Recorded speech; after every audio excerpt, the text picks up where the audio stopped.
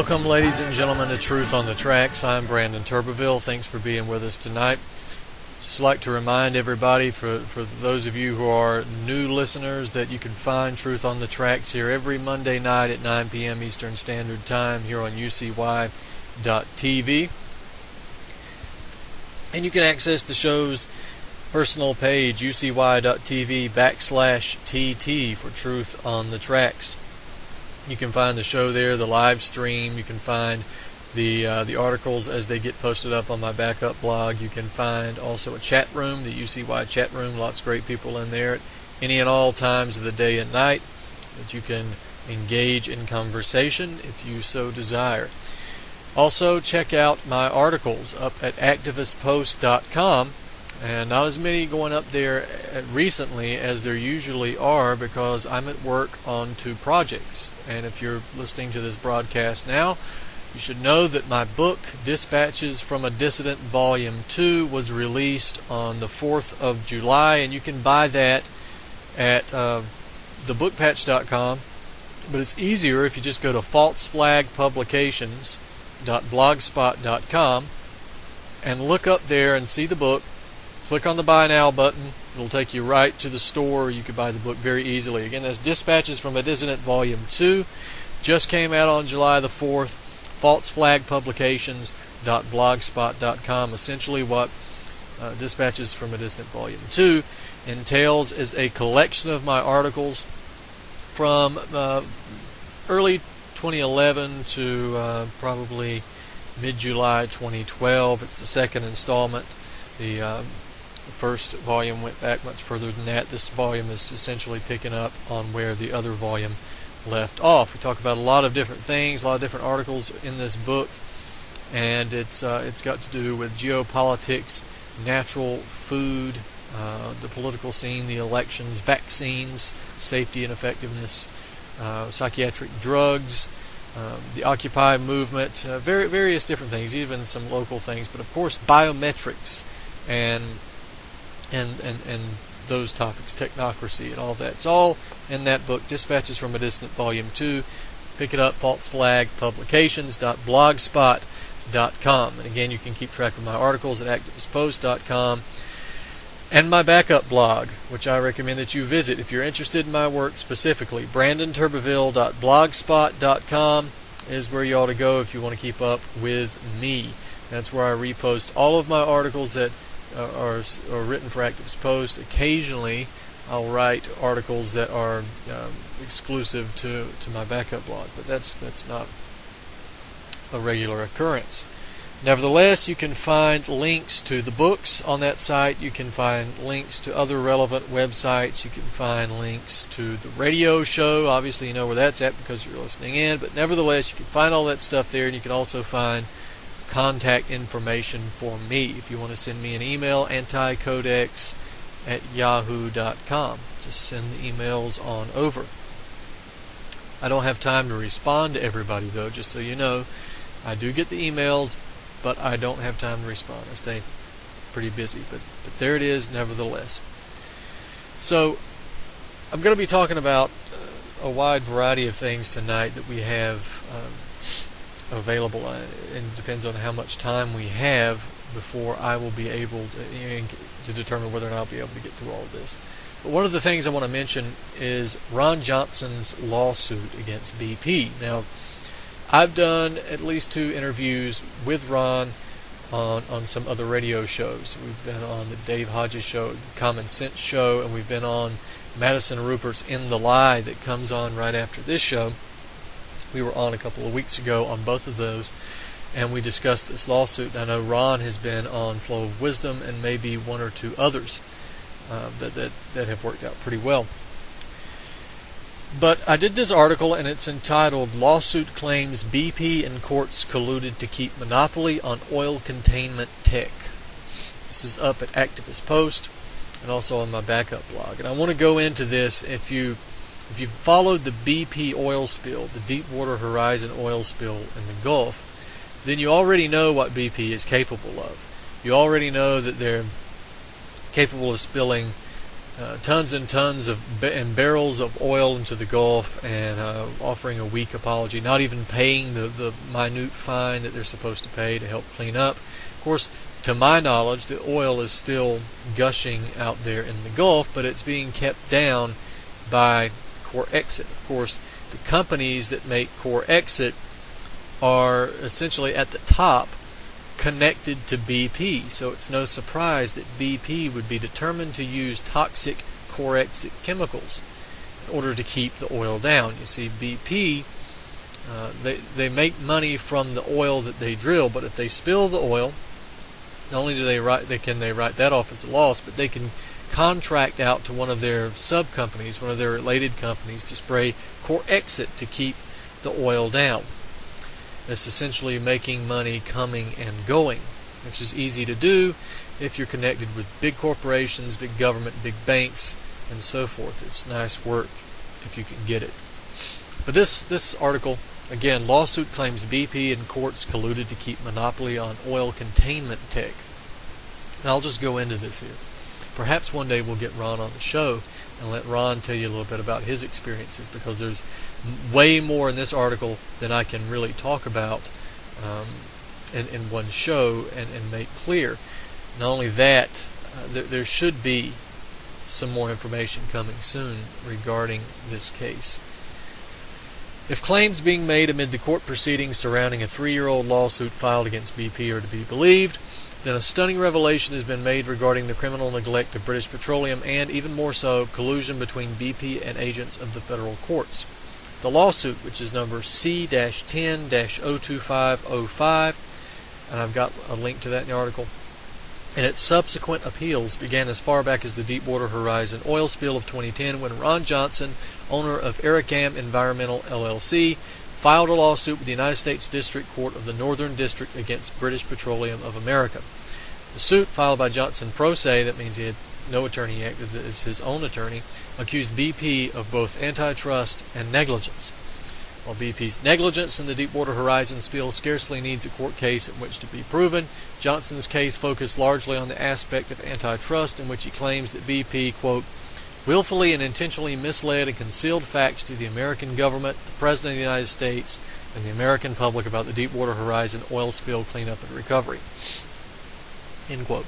The lawsuit also claims that, quote, BP willfully and intentionally misquoted the actual amount of oil arising from defendants, that's BP, damaged oil rig, due to the continuing negligence in the operation of the remediation of this oil that is spreading across the Gulf of Mexico waters and coastal shorelines, causing total destruction of the wetlands, fish, and wildlife, with complete hardship for the people of the states adjacent to the Gulf waters, along with future undetermined damage to the fish industry as well. End quote.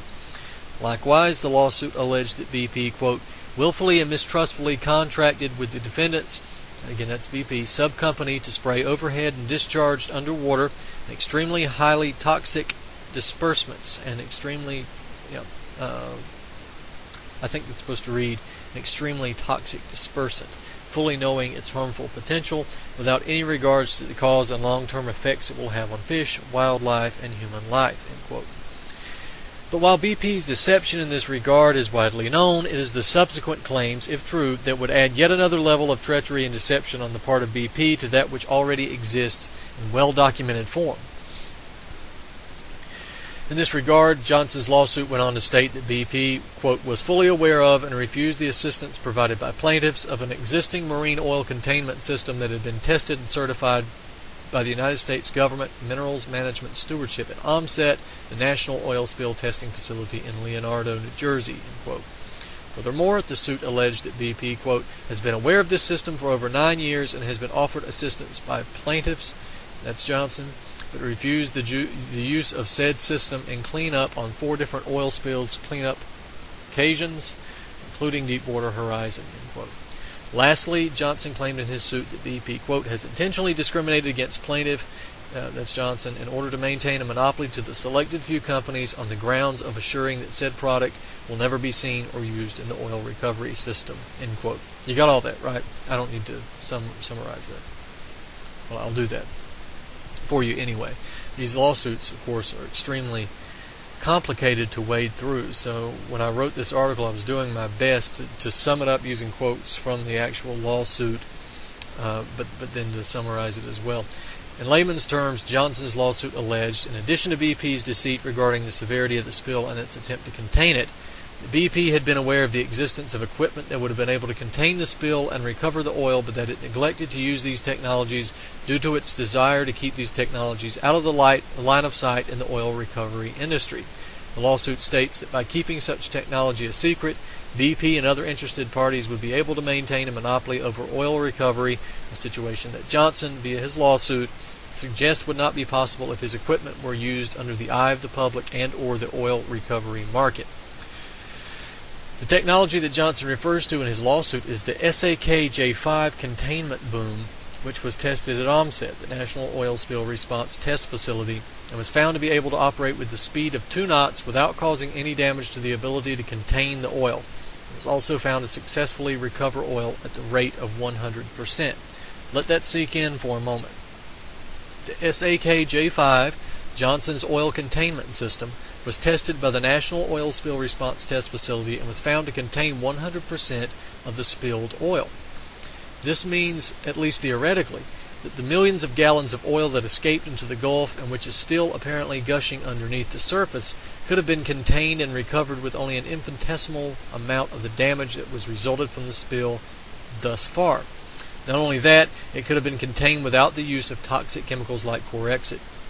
When asked to explain his oil containment system, Johnson stated, quote, "This oil containment system replaces the boom or sea curtain.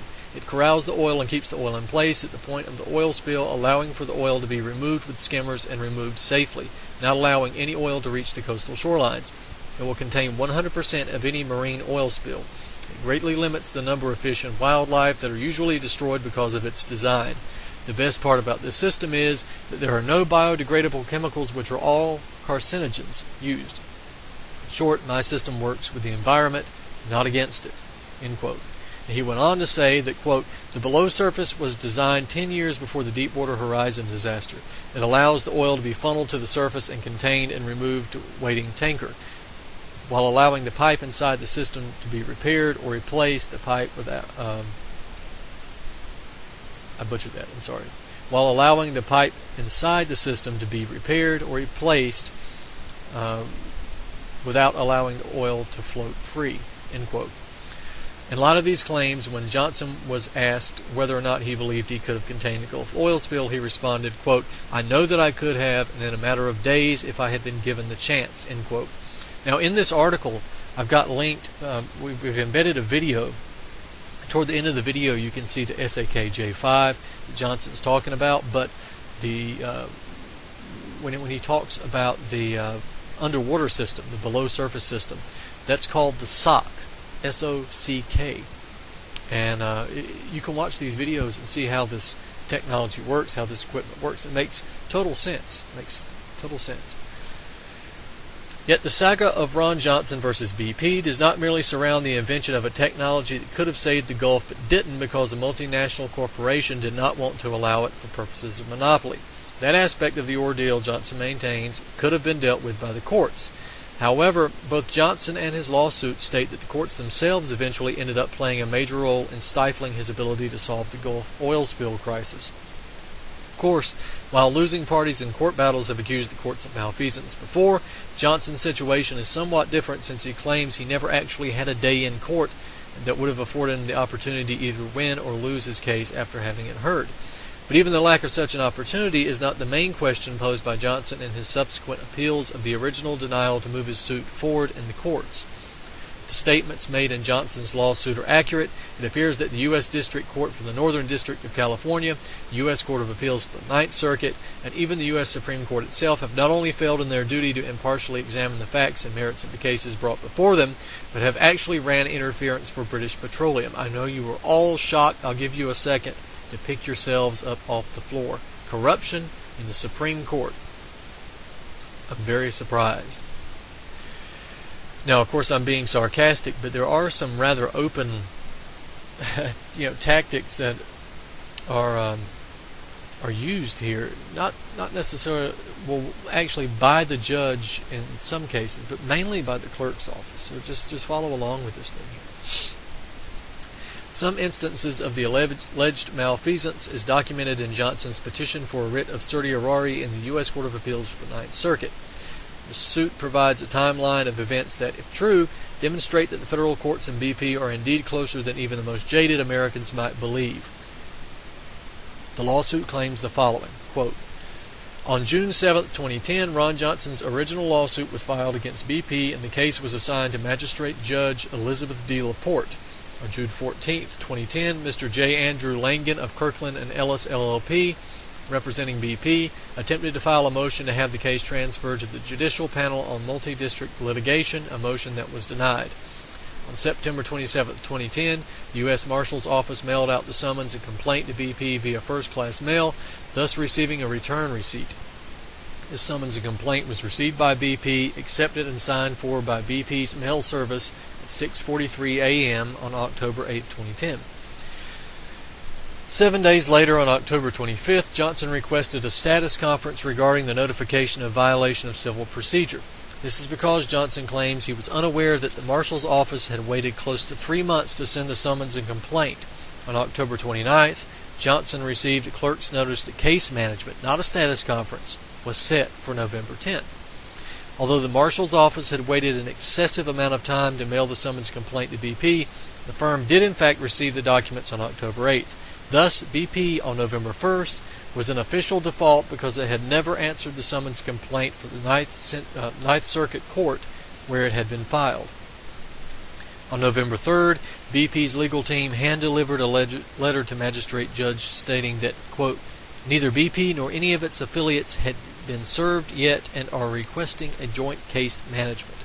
On November 10th, Magistrate Laporte, having not entered the status of default herself nor by the clerk, went ahead with the case management conference. BP's legal counsel was in attendance at this meeting.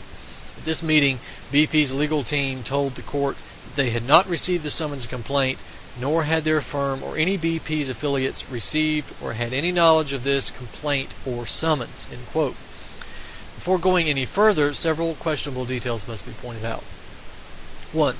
If BP had no knowledge of the summons complaint or that a lawsuit had been filed against them, why did BP attempt to have the lawsuit, of which they claimed they knew nothing, transferred to the Judicial Panel on Multi-District Litigation, the JPDML?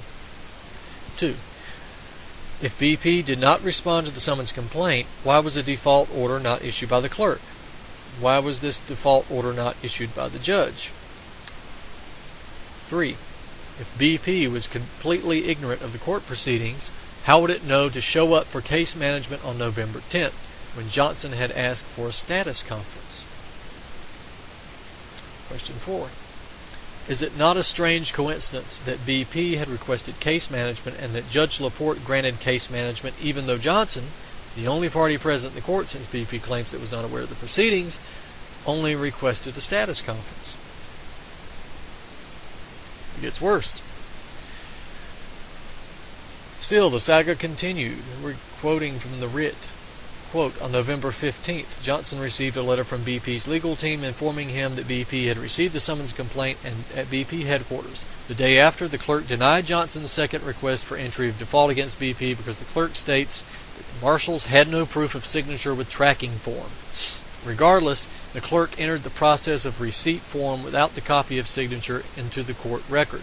Even after Johnson provided further proof that BP had indeed received and signed for the document, Johnson's third request for default entry was denied on December 9th. In a telephone conversation between Johnson and the clerk's supervisor, Johnson was told by the supervisor that the clerk denied his request for default entry because he had a problem with entering default against BP, and I should have the court order this entry. End quote. As Johnson argues in his subsequent appellate filings, once a party is in default, it is the responsibility of the clerk to enter that party in record as being in default. Simply put, it is not up to the clerk's discretion, but it is a matter of simple procedure. Indeed, as Johnson cites in his appeal, Rule 55A FCJP states, quote, when a party against whom a judgment for affirmative relief is sought has failed to plea or otherwise defend, and that failure is shown by affidavit or otherwise, the clerk must enter the party's default, End quote.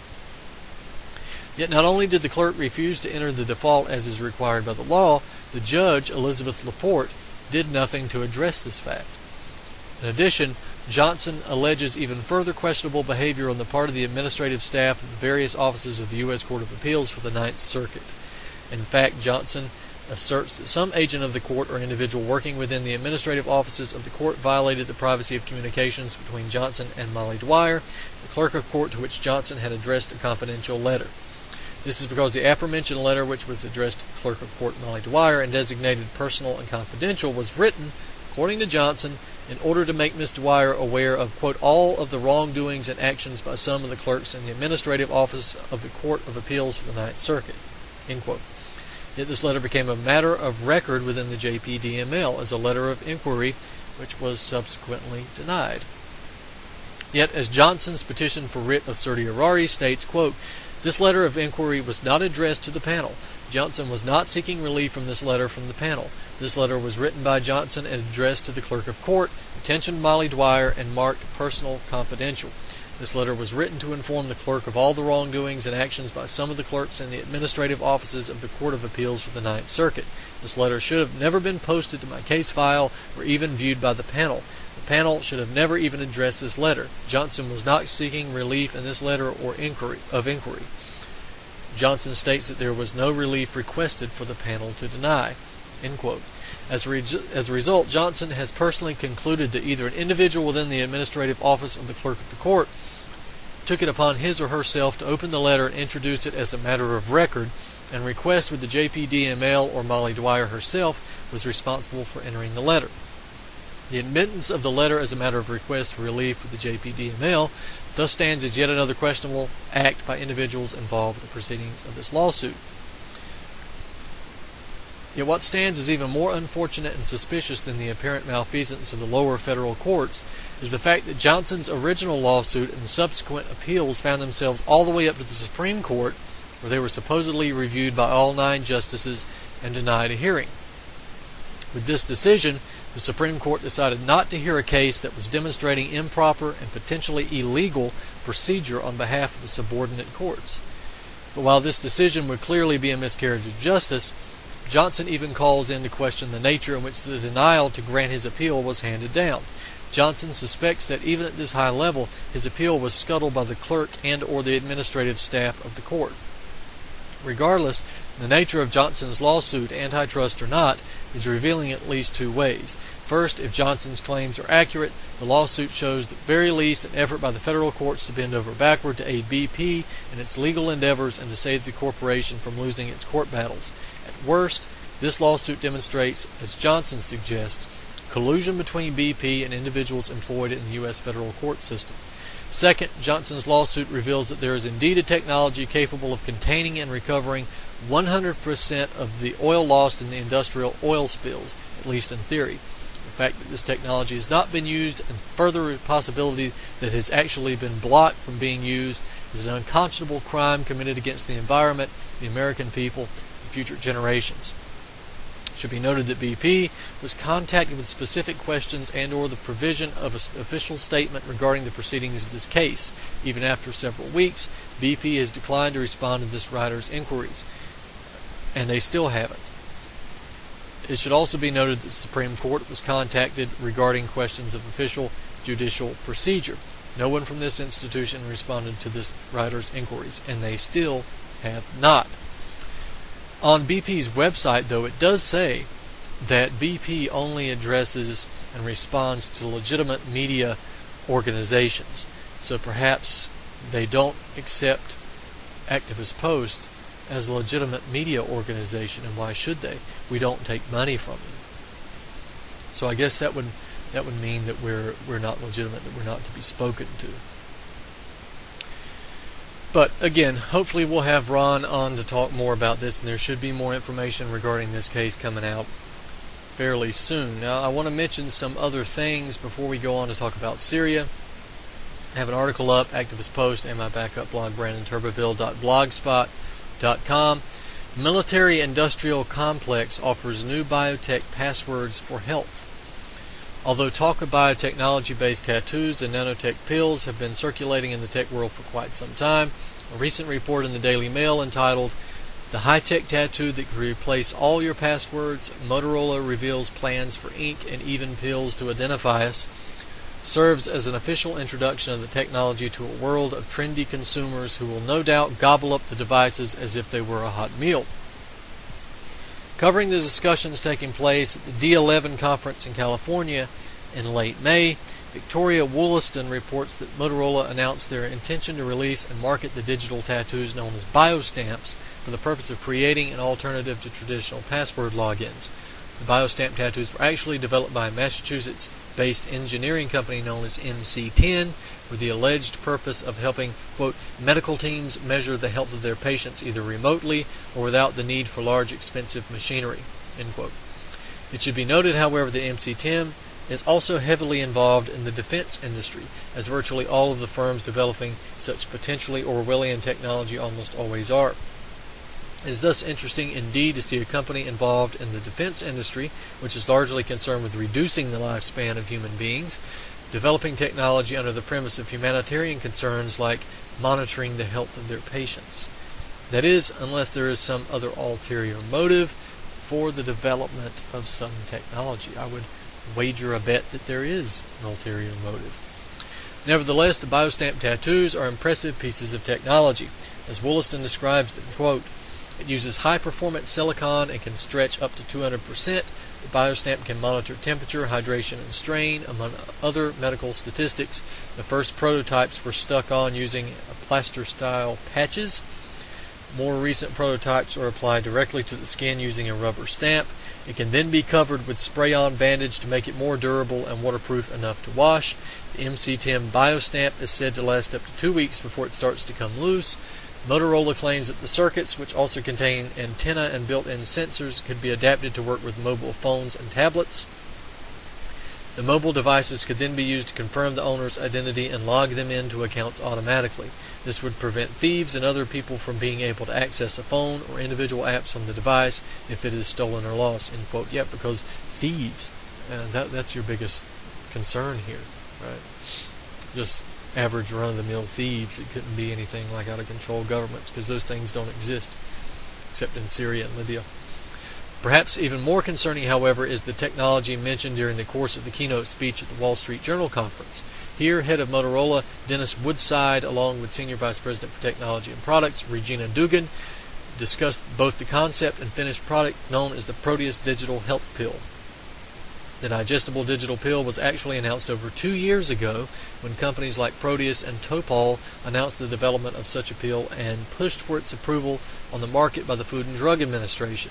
The Proteus pill was already given regulatory approval in the EU as far back as 2010. Well, ladies and gentlemen, we're going to take a break right now for station identification. We'll be right back on the other side. This is Truth on the Tracks. I'm Brandon Turbeville. Stay with us.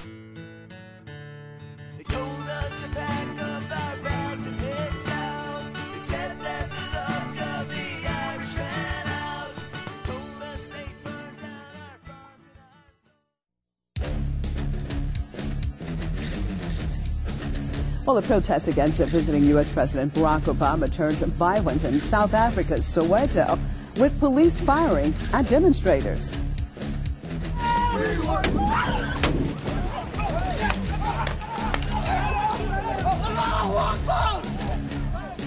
Several stun grenades were shot at people who were protesting against Obama's visit to the African country. Africa. We're going to all have to work together to find ways in which collectively we reduce carbon, but we make sure that there's some differentiation so that countries that are very wealthy are expected to do more, and countries that are still developing, obviously they shouldn't be resigned to poverty simply because the West and Europe and America got there first. Ultimately, if you think about all the youth that everybody's mentioned here in Africa, if everybody's raising living standards to the point where everybody's got a car and everybody's got air conditioning and everybody's got a big house, well, the planet will boil over.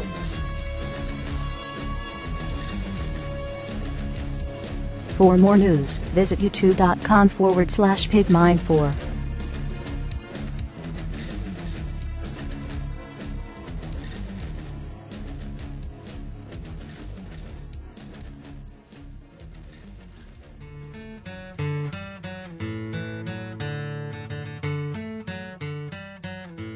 Welcome back, ladies and gentlemen. This is Truth on the Tracks. I'm Brandon Turbeville. If you were just joining us for the first time tonight, on the other side, before the break, we were talking about Ron Johnson's lawsuit against BP and digital tattoos, two separate topics.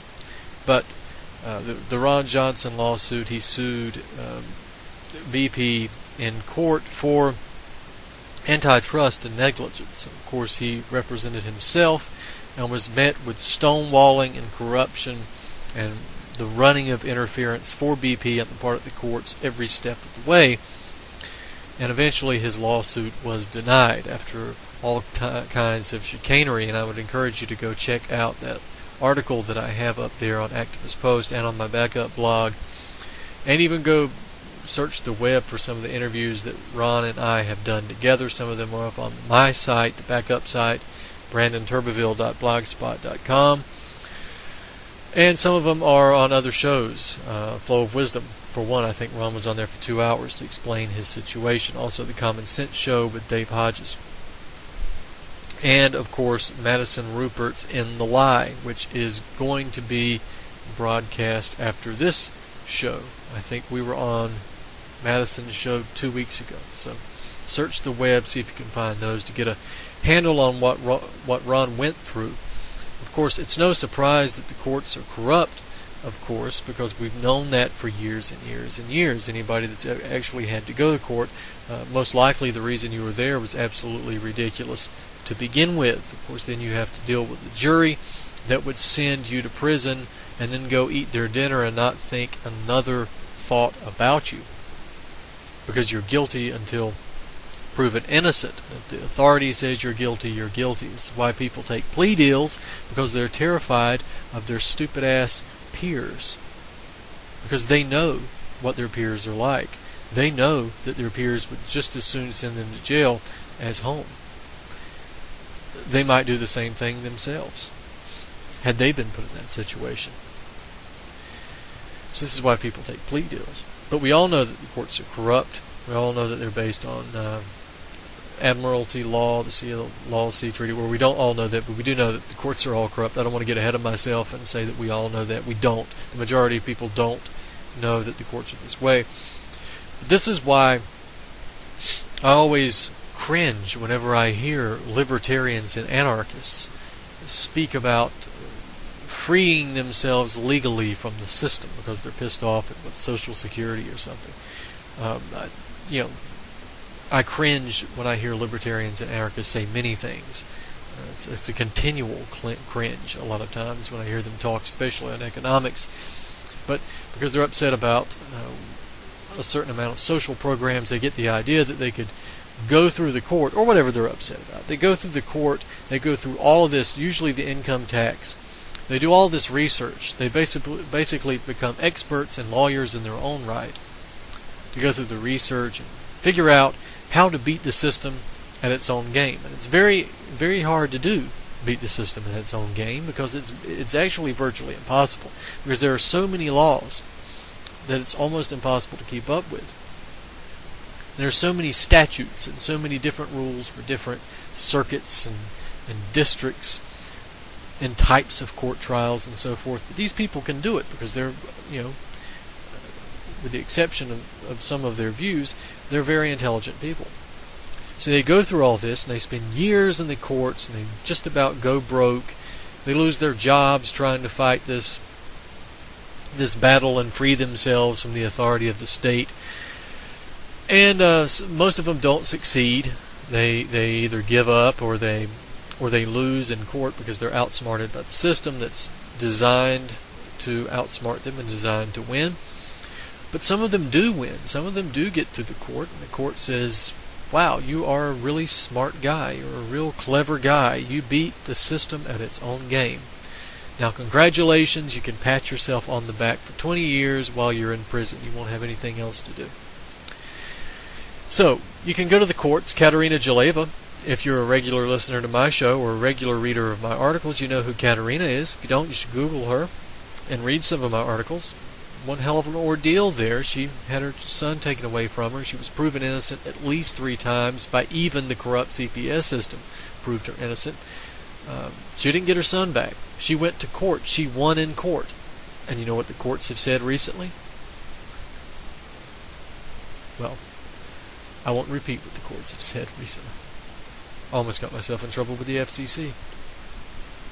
But needless to say, Katerina still does not have her son back. Years and years and years and years. She's been proven innocent 3 times.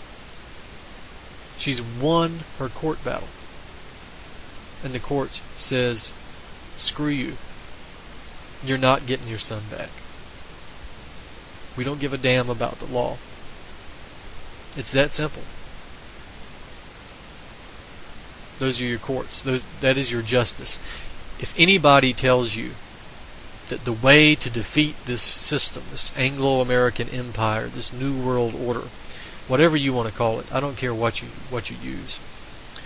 But if anybody tells you the way to beat these people is to use the courts, ladies and gentlemen, walk away.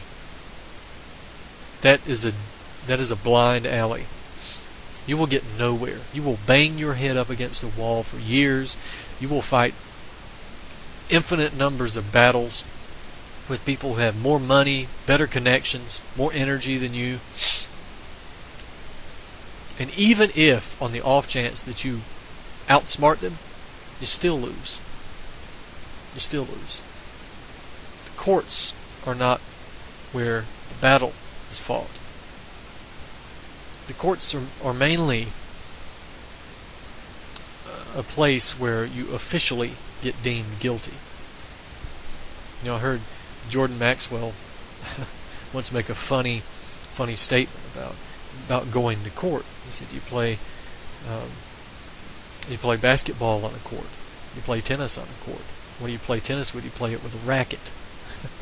Well, that's an accurate description of the court system in the United States. Oh, we'll fight it through the courts. How many police brutality cases go up through the courts? Actually, not many, because most of them don't even get that far. They refuse to prosecute. But the ones that do, what happens? Nothing. You can't rely on your jury. You can't rely on a jury of your peers, because your peers are stupid. Your peers are completely stupid. Not just ignorant, but stupid. And they will send you to prison for any reason. Now, I've gone off on a tangent. We were talking, the last article I was reading was the military-industrial complex offering biotech passwords, digital tattoos. And this is something else that people never question. These companies, biostamp tattoos are being put out by MC10. Now, MC10 is a defense industry corporation. It works in the defense industry. War profiteering. Military-industrial complex. What the hell do they want with digital tattoos? Why the hell would a military-industrial firm care about your health? They don't. They don't care about your health. They're a military-industrial firm. This is for war. They make materials for war and police state and invasion and governing with an iron fist. That's what this is for. You're just the schmuck at the bottom that believes, oh, this is for monitoring the health of our patients. It's going to make it so much easier for doctors to keep up with their patients. Come on. So, let's go back to the article. Wollaston, the writer of the article, she describes the digital health pill. I mentioned that too, the Proteus pill that was put out. It was actually approved by the FDA, and the EU actually approved it 3 years ago. But it's out there now, and it's this is how the writer of that article describes it. The Proteus digital health pill contains a computer chip and a switch. Isn't that nice? Once swallowed, the acid in the wearer's stomach causes electrolytes to turn the switch on and off. This creates an 18-bit ECG-like signal that can be picked up by mobile devices and authentication hardware to verify the wearer is the correct owner of the device or account. It also monitors the heart rate. The pill was approved by the U.S. Food and Drug Administration in 2012 after getting European regulatory approval in 2010. It's funny, you can't drink raw milk, but you can swallow computer chips. Motorola's Regina Dugan calls it the vitamin authentication pill and says the pills can be taken every day for 30 days if necessary without any problems. Only there's one problem. It's not a damn vitamin. It's a computer chip. You're swallowing a computer chip.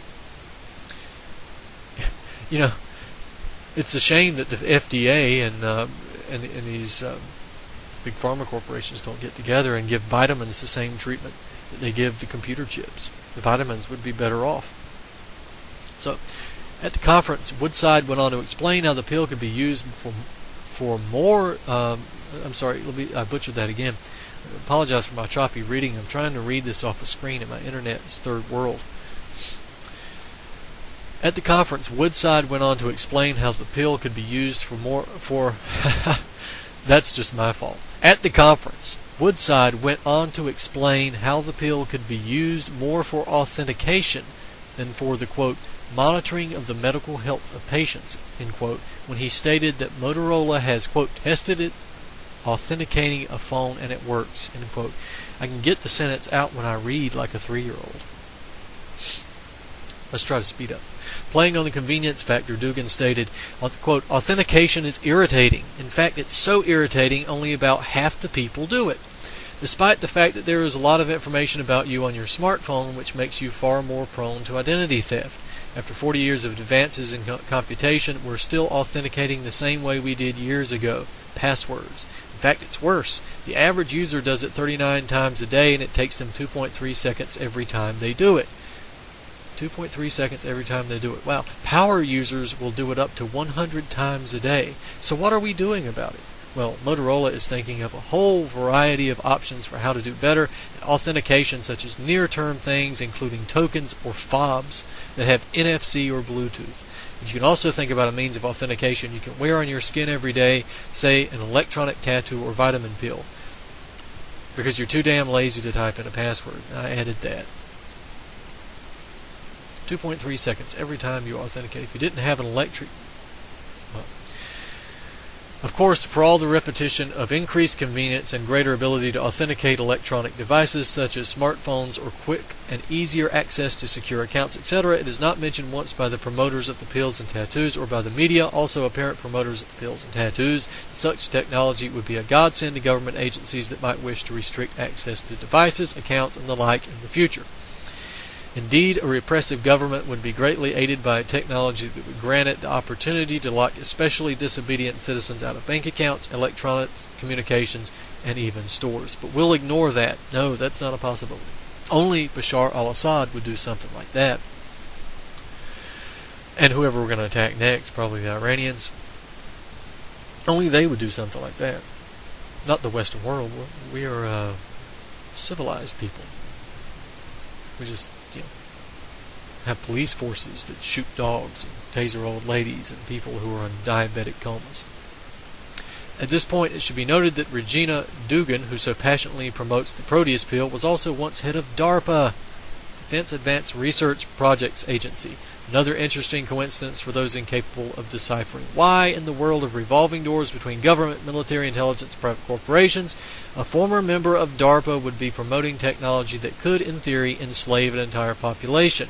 For those confident that the United States and the rest of the, quote, civilized world are outside of history, such connections are not likely to cause concern.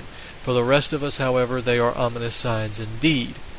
Again, DARPA, the Defense Advanced Research Projects Agency. These people don't look at projects to better the life of mankind. They look at projects that will greatly reduce mankind, the lifespan of mankind. They're into killing people. That's their job. And I don't have a problem with coming up with new and creative ways to fight wars in terms of national governments. You have to do that for defense. But you have to understand who the enemy is. These people are not focused on outside enemies, legitimate outside enemies. You are the enemy, the individual. I hope you know that.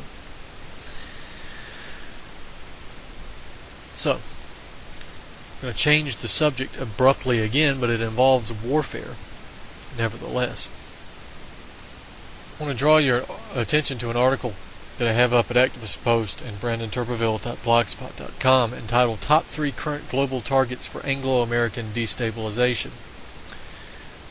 Essentially, there's Venezuela, and there's two others. There's Zimbabwe, and of course Malaysia. And I'm not going to have time to go through this tonight, unfortunately. I'm looking at the time clock, and it looks like we're going to get stopped short of me being able to go through this entire article because it's a long one. The next 10 minutes I'm not going to be able to do that. So I'll take that back. I'll save this article for next week. We'll go through that, the whole geopolitical situation. That way I can tie that in with Syria when we start the discussion next week, because we are going to be talking more about Syria. By now, I'm sure everybody knows that a 15-year-old boy was executed publicly in Syria in front of his family. We know that virtually an entire village of Christians was massacred over there by the death squads. And of course, we know more about the ridiculous red line talk, about how the chemical weapons usage was nothing more than false flag attacks, false flag chemical weapons usage to be blamed on Assad. I also have an article that that I want to go through that shows the foreign death squads, how they are foreign. They're made up of foreigners, not Syrians, but mainly foreigners. But in the time that I have left, I wanted to get this in anyway, so it's better that I just do this now. But there is an article that's up where it was a rebuttal. There's a group in North Carolina, Durham, North Carolina, Durham Against Fluoride. They're an active group. They're a very good group. They're very smart. They're very active. Go to their website, DurhamAgainstFluoride.com. That's Durham, D-U-R-H-A-M, like Durham, right? DurhamAgainstFluoride.com, and they're also on Facebook. You can go like their page and follow them there. But it was written, I guess, to maybe the local paper. Yeah, the Chapel Hill News and Observer. This is up there in the research triangle. This is my rebuttal to Dr. Gary Slade, professor and director of oral epidemiology at UNC Chapel Hill. And it was actually sent to Mark Schultz, editor, Chapel Hill News and Observer. This letter is in response to the recent article penned under your guidance as News and Observer editor entitled OWASA will continue fluoridating water in southern Orange County. Specifically, I'm rebutting Dr. Gary Slade, who serves as professor and director of the Oral Epidemiology PhD program at the UN School of Dentistry. Gary was quoted in the aforementioned article alongside myself, making the most blatantly fallacious comments about the reality of this issue that reading them literally took my breath away. In talking with the article's author, Dr. Slade said the following, which printed in your publication June 18th. Gary Slade. All right. If Orange County was to remove fluoride from the drinking water, that would mean that a bunch of people would have no choice in certain aspect of their health, because it's pretty much impossible to buy bottled fluoridated water. End quote. This was breathtaking because never before had I considered that I would hear a pro-fluoride argument using the same ethical logic as an anti-fluoride argument. How Slade was able to confuse and flip-flop the moral high ground on this issue, I am unsure, but I would bet money that his employer, UNC, has a few Ethics 101 courses he could take which would point this out to him. Well, maybe not. In case extracurricular learning does not fit into Slade's schedule, allow me, an amateur academic by comparison, explain. 1. The University of North Carolina Chapel Hill first began medicating the water supply with fluoride in Orange County by fiat in approximately 1964. 1977, bureaucratic Orange Water and Sewer Authority, that's OWASA, O-W-A-S-A, was formed and given control of our public water supply. They stubbornly continued pouring medicine into our water up to the present day. 3. Fluoridation as a policy originated in the U.S. Public Health Service, arm of the Federal Security Agency, whose head at the time was Oscar Ewing, an ex-lawyer for the Aluminum Company of America. Wasn't that interesting?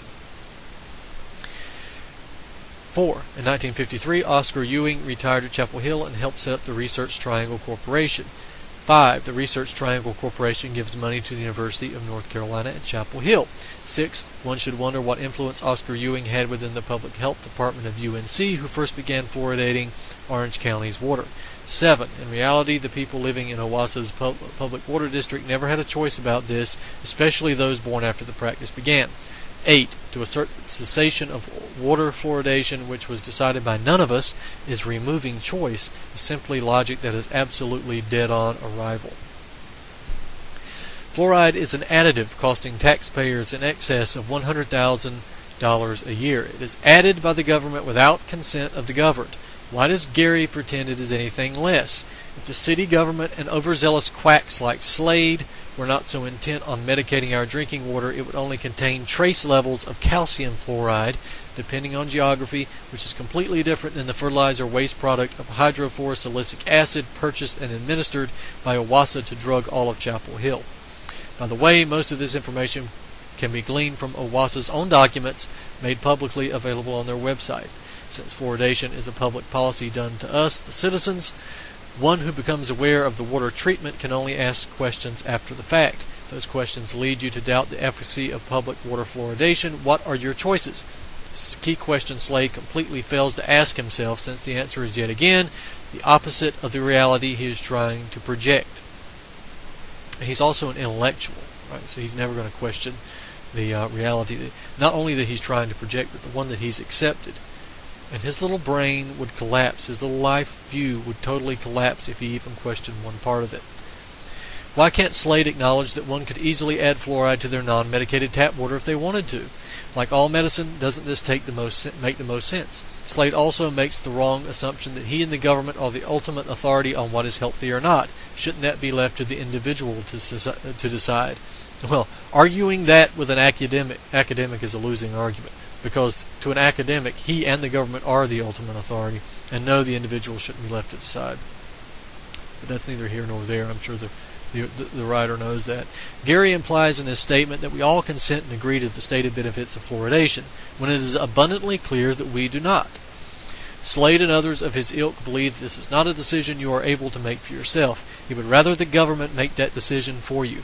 This is stunning for a doctor to admit in a public manner, since an ethical doctor would uphold the right of all individuals to consent to what medicine is or is not added to their own drinking water. Not too many ethical doctors around anymore. Slade's health claims regarding fluoride only further confirm my assertion that fluoride is a drug and therefore illegally added to our drinking water. How does Slade reconcile that it has its own national drug code, number 68032-383, is regulated by the FDA, and requires a prescription for doses lower than the dose administered by OWASA per 1 liter of Orange County public water? And he's got links to all of this here in this letter. Doesn't Slade know it's against the law to administer medicine without a proper license? Slade's lack of knowledge on these most basic realities of the issue are exposed even further when he expands on the ridiculous notion that finding fluoridated bottled water would be pretty much impossible, and the apparent main concern of OWASA customers, should they suddenly discover that OWASA stopped medicating their water supply.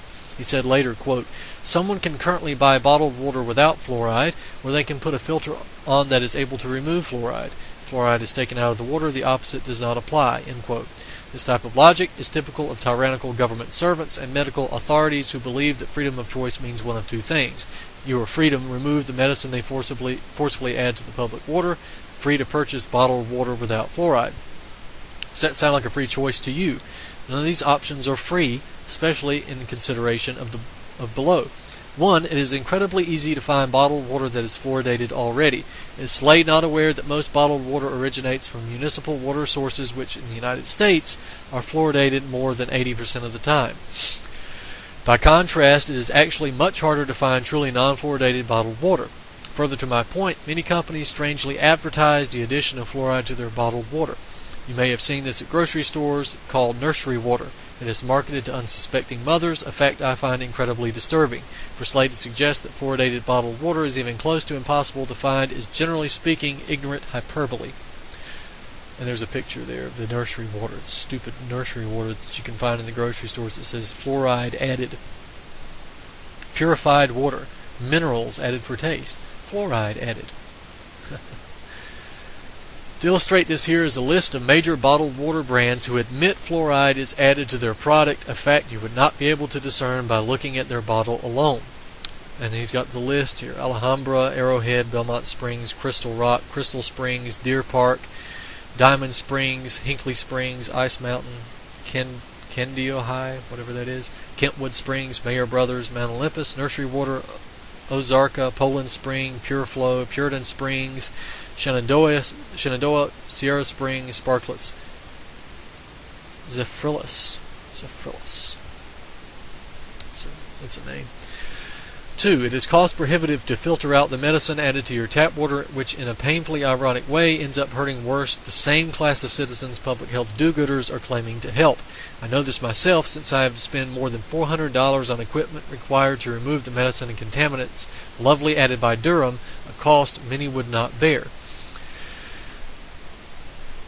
The frustrating thing about fluorosilicic acid is that a cheap Brita filter will not remove it whatsoever, which makes access to the correct filters legitimately impossible for some. The only way I have discovered over the long term to remove FSA from my tap water is with steam distillation, a time and energy consuming process that removes the water from heavier elements contained in the tap water. Unfortunately, distillation does not even solve the problem of showering highly corrosive hydrofluorosilicic acid, which is absorbed through your skin and accumulates in your bones over time. It should be lucid by now, but these are not options. The citizens pay for and have the right to a public utility water without medication being added to it by force. How is this not evident to a professed doctor, Gary Slade, is something I hope he will be able to explain after reading this. In closing, I would just like to say that since becoming an anti-fluoride activist, it has been a most curious phenomenon to witness that many of the most rabid pro-water fluoridationists like Slade are dentists, even though one might expect that if fluoride worked as claimed, it would put them out of business. With this in mind, it was no surprise to me that Gary Slade, a dentist who teaches public health at the UNC School of Dentistry, was published promoting the forced medication of all of Chapel Hill. At least in Orange County, it is the University of North Carolina at Chapel Hill, Slade's employer, the citizens have to thank for their medicated tap water in the first place. Hopefully this adds some valuable color to Slade's comments, which will help your readership understand their illogicality and offensively spurious nature. Sincerely yours, Corey Sturmer. DurhamAgainstFluoride.com. And if you guys are busy, or you're not busy, rather, you have some extra time, you can contact Dr. Gary Slade at the Department of Dental Ecology, the UNC School of Dentistry, CB number 7450, Chapel Hill, North Carolina, 27599-7450, telephone 919-843-0419, fax 919-843-1170, and his email garyslade@dentistry.unc.edu. So there you go. This article is up again. If I have the opportunity, maybe I'll drop it in chat. My rebuttal to Dr. Gary Slade, Professor and Director of Oral Epidemiology at UNC Chapel Hill, and this is Corey Sturmer at DurhamAgainstFluoride.com. Go check out that group, Durham Against Fluoride. Contact them. See what you can to do what you can to help them. They've got an uphill battle, especially in that area. Know that area well. So wish them the best. If you guys get a chance, please drop them a line and do what you can to help. That's it for the night. We are going to start up next week, probably going to be talking about Syria and the geopolitical situation as it develops. Make sure you go check out my book, falseflagpublications.blogspot.com and brandonturbeville.blogspot.com. The new book is Dispatches from the Dissident, Volume 2.